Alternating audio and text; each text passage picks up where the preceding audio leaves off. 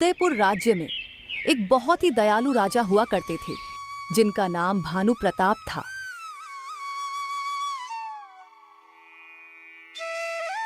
उनका एक बेटा था जो बहुत ही घमंडी था। अरे ओ 2 कौड़ी के मजदूर, मुझे तुम्हारे बगीचे में लगे फल बहुत ही पसंद आए हैं। मुझे वह सारे फल चाहिए, नहीं तो मैं तुम्हारी सारी हड्डी पसली एक कर दूंगा। लेकिन राजकुमार साहब, आपने तो अभी अभी बहुत सारे फल खा लिए। अब अगर मैंने आपको सारे फल दे दिए तो मैं बाजार में क्या बेचूंगा? मैं एक गरीब मजदूर हूं और मैं बाजार में जाकर इसी पेड़ पर लगे हुए फल बेचता हूं। राजकुमार, मेरा बस यही एक कमाई का जरिया है। कृपया आप मुझे माफ कर दीजिए। तेरी इतनी हिम्मत, तू मुझे फल देने से इनकार करेगा? सैनिकों, इसके इस फल के पेड़ को ही काट दो, जाओ। लेकिन राजकुमार साहब, ऐसा करना उचित नहीं।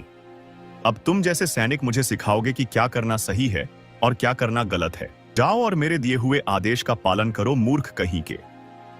जी जी राजकुमार साहब।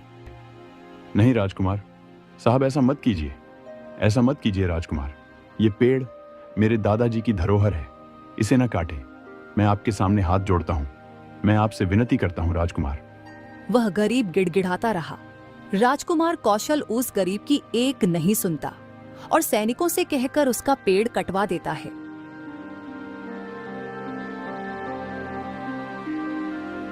मैं इस राज्य का होने वाला राजा हूं और तूने मुझसे ही जुबान लड़ाई। देख लिया उसका अंजाम। गांव वालों, कान खोलकर सुन लो सब। मुझसे जो भी जबान लड़ाएगा या फिर मेरी बात नहीं मानेगा, उसका भी यही अंजाम होगा। इसका तो सिर्फ पेड़ ही काटा है। अब अगर किसी ने मुझसे टकराने की हिम्मत की तो उसका अंजाम वो खुद ही भुगतेगा। और सैनिकों, सुन लो तुम लोग भी कान खोलकर। अगर पिताजी को इस बारे में भनक भी पड़ी तो खबरदार। अगर वह गरीब भीखमंगा आदमी पिताजी के पास मेरी शिकायत भी करने आया तो उसे उल्टे पांव दरबार के बाहर से ही लौटा देना, वरना तुम सैनिकों को भी मैं राजमहल से हमेशा हमेशा के लिए बाहर निकाल दूंगा। बिरजू भाई, रोइए मत। अब रोने से क्या होगा? पेड़ तो वापस नहीं आएगा ना। लेकिन तुम देखना, इस घमंडी राजकुमार को एक ना एक दिन इसके किए कर्मों की सजा जरूर मिलेगा।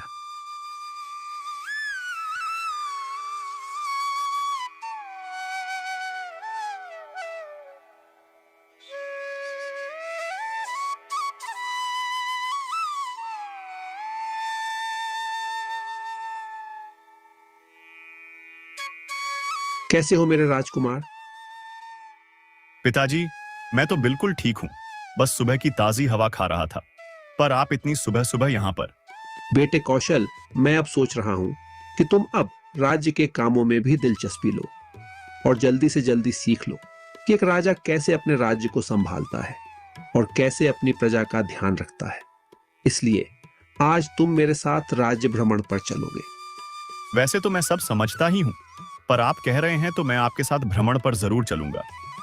आखिरकार मुझे भी आपके जैसा काबिल राजा बनना है और प्रजा का ध्यान रखना है। अब राजा और उसका बेटा राज्य भ्रमण के लिए निकल पड़ते हैं।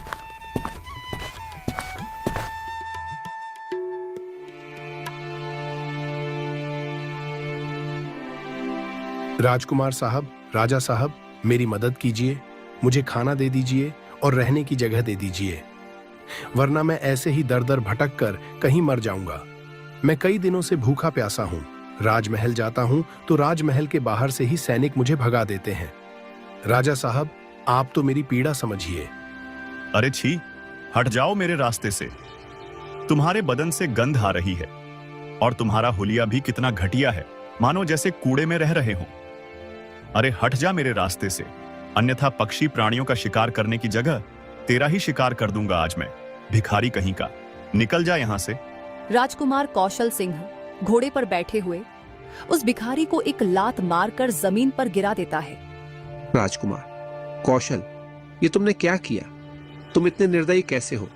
क्या तुम्हें जरा भी दया नहीं आई इस भिखारी पर? ये तो बहुत गलत किया तुमने राजकुमार। पिताजी, मैंने जो भी किया है सही किया है। इन निर्लज भिखारियों के साथ ऐसा ही होना चाहिए। इनकी जगह यही है। नहीं राजकुमार, ये तुमने सही नहीं किया। तुमने आज मुझे बहुत निराश किया है। राजकुमार, मैंने सोचा था तुम्हें राजपाट सौंपूंगा, लेकिन तुम्हें तो अभी तक बहुत कुछ सीखना बाकी है। खैर, अब हमें राजमहल वापस चलना चाहिए।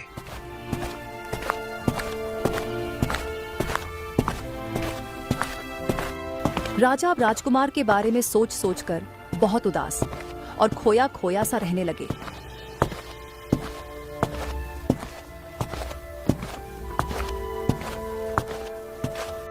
महाराज, कई दिनों से देख रहा हूं आप कुछ खोए खोए से रहते हैं, कुछ उदास से मालूम होते हैं।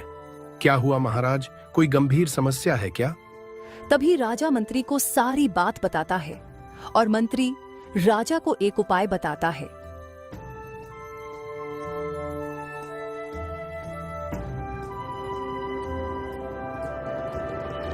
राजकुमार कौशल, जैसा कि तुम जानते हो कि तुम एक राजा बनने वाले हो, लेकिन राजा बनने से पहले तुम्हें एक अधूरा कार्य पूरा करना होगा।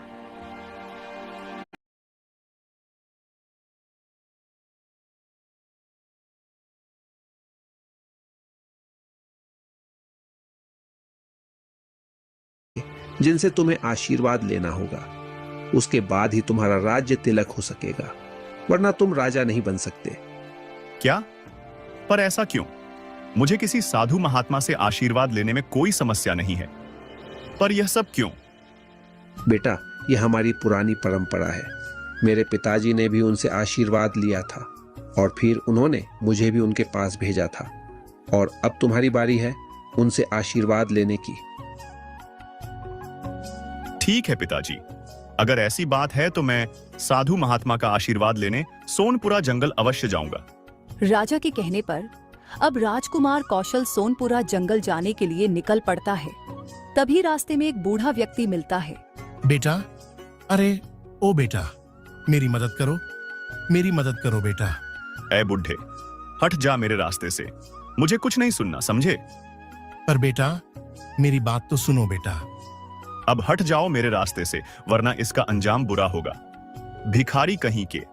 राजकुमार कौशल उस बूढ़े आदमी की बात नहीं सुनता और वहां से आगे की ओर निकल पड़ता है।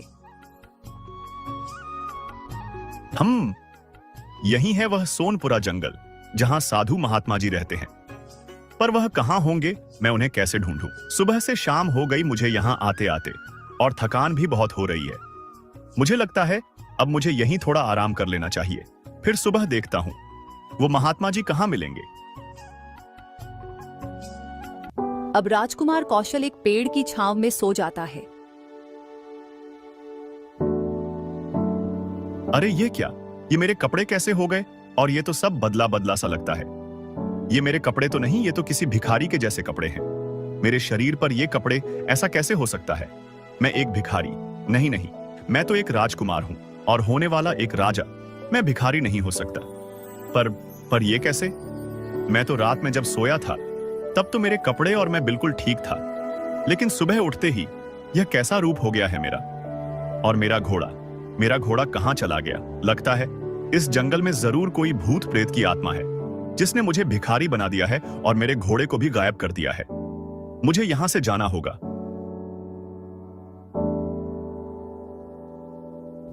अब राजकुमार कौशल जंगल से वापस लौटकर कर अपने महल आ जाता है, और जैसे ही वह अपने महल के द्वार से अंदर जाने लगता है, तभी द्वारपाल उसे अंदर नहीं जाने देते।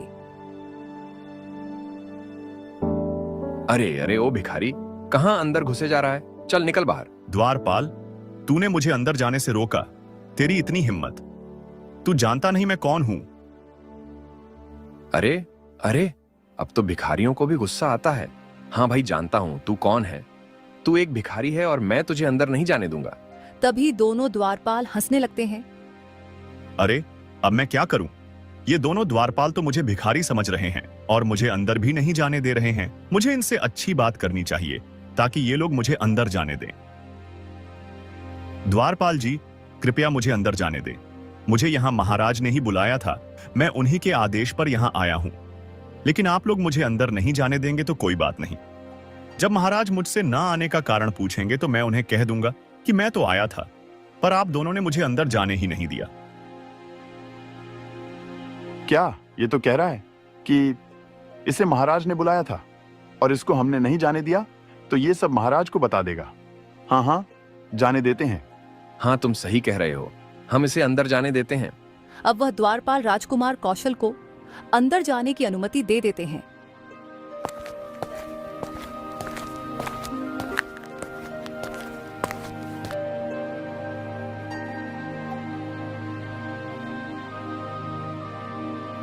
पिताजी ये देखिए, न जाने मुझे क्या हो गया है। पता नहीं मैं भिखारी कैसे बन गया, और वह द्वारपाल जो कल तक मेरे सामने अपना सर नहीं उठाते थे, वह मुझे मेरे ही महल में घुसने नहीं दे रहे थे। पर तुम कौन हो? मैंने तुम्हें नहीं पहचाना। पिताजी, मैं हूं आपका पुत्र कौशल कुमार, इस राज्य का होने वाला अगला राजा, जो आप मुझे बनाएंगे। मंत्री जी, ये कौन बहुरूपिया है जो मेरे पुत्र के बारे में इतना जानता है? और इसे तो मैंने इस राज्य में पहले कभी नहीं देखा। महाराज, मुझे लगता है कि इस भिखारी को हमारे राजकुमार मिल गए होंगे, तभी तो ये हमारे बारे में इतना जानता है, और अब ये यहाँ आया है हमें परेशान करने के लिए। ए बहुरूपिये, चुपचाप यहाँ से निकल जा, नहीं तो तुझे कारागार में डलवा दूंगा। तू एक भिखारी है, बस इसीलिए मैं तुझ पर दया कर रहा हूँ, वरना मेरे एक इशारे पर मेरे सैनिक तुझे कारागार में डाल देंगे। राजा के इतना कहते ही राजकुमार कौशल बहुत उदास हो जाता है और बिना कुछ कहे ही वहां से वापस चला जाता है।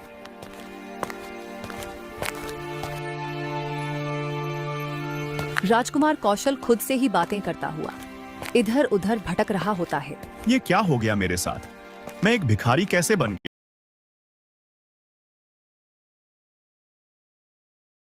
भी मुझे पहचान नहीं रहे हैं, तो भला किससे उम्मीद रखूं मैं? अब भला कौन होगा जो मुझे पहचान सकेगा?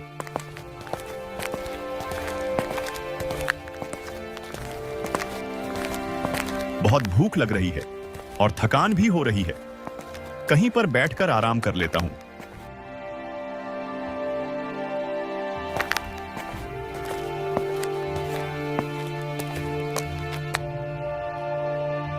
अरे अरे, एक और भिखारी देख लिया। लगता है आज मेरा काम होने वाला नहीं है। इन भिखारियों की शक्ल देख लेता हूं तो सारे काम बिगड़ जाते हैं। पता नहीं ये भिखारी कहां से चले आते हैं। ए भिखारी, चल भाग यहां से, और फिर कभी मुझे इस जगह पर दिखाई मत देना, समझे? सेठ, तुम मुझसे इस तरह बात नहीं कर सकते। मैं भिखारी नहीं हूं। हाँ हाँ, तुम तो इस राज्य के राजा हो, भिखारी कहीं का। इतना कहकर वो सेठ वहां से चला जाता है। क्या करूं मैं? कैसे बताऊं सबको कि मैं एक राजा हूं, भिखारी नहीं? लगता है अब मुझे भिखारी ही बनकर रहना पड़ेगा। पर अब मुझे बहुत भूख भी लग रही है। मैंने कल से कुछ नहीं खाया है, मुझे कुछ ना कुछ खाने का इंतजाम करना ही होगा।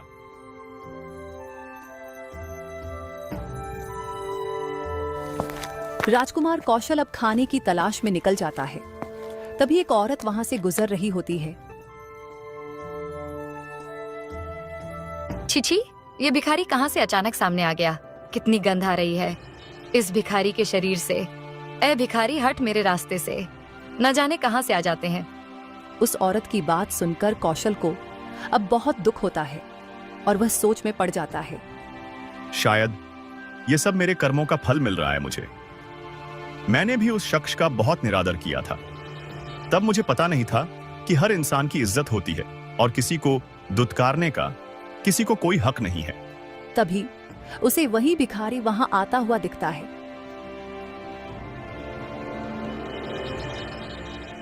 अरे तुम कौन हो? और यहाँ इस राज्य में तुम्हें तो मैंने पहले कभी नहीं देखा। तो तुम कहाँ रहते हो? तुम्हारा घर कहाँ है? हाँ, मैं इस राज्य में अभी कुछ दिन पहले ही आया हूँ। मेरा घर कहीं नहीं है, और जहां मेरा घर है भी वहां मुझे कोई पहचानता ही नहीं है। बस इधर उधर भटक रहा हूं। अरे तो तुम मेरे साथ चलो, मेरा अपना घर है।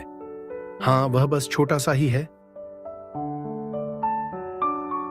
तभी वे भिखारी कौशल को अपने साथ ले जाता है और उसे रोटी खाने को देता है, जिसे कौशल तुरंत खा लेता है। अब राजकुमार कौशल सोच में डूब जाता है। क्या हुआ भाई? तुम कहाँ खो गए? कुछ नहीं, बस ऐसे ही। मैं तुमसे एक बात कहूं? हाँ हाँ, कहो। मैंने तुम्हें बहुत कष्ट दिए हैं, बहुत परेशान किया है, मुझे माफ करना। नहीं नहीं, तुमने मुझे कोई कष्ट नहीं दिया है, और मैंने तो तुम्हारी मदद इसलिए की है कि तुम्हारा कोई और दूसरा सहारा नहीं है। और मैं भी तुम्हें औरों की तरह दुत्कार देता तो तुम टूट जाते, क्योंकि मेरे साथ भी कभी कभी ऐसा ही होता है। कोई साहब मुझे गालियां देकर चले जाते हैं, तो कभी कोई राजकुमार मुझे मारकर धुतकार कर चले जाते हैं। किसी को मुझसे बदबू आती है तो कोई मुझे देखना नहीं चाहता, क्योंकि कई बार अक्सर कुछ लोग हमें मनहूस समझते हैं। लेकिन मैं क्या कर सकता हूँ? मैं एक भिखारी हूँ, इसलिए मैं कुछ नहीं कर सकता हूँ।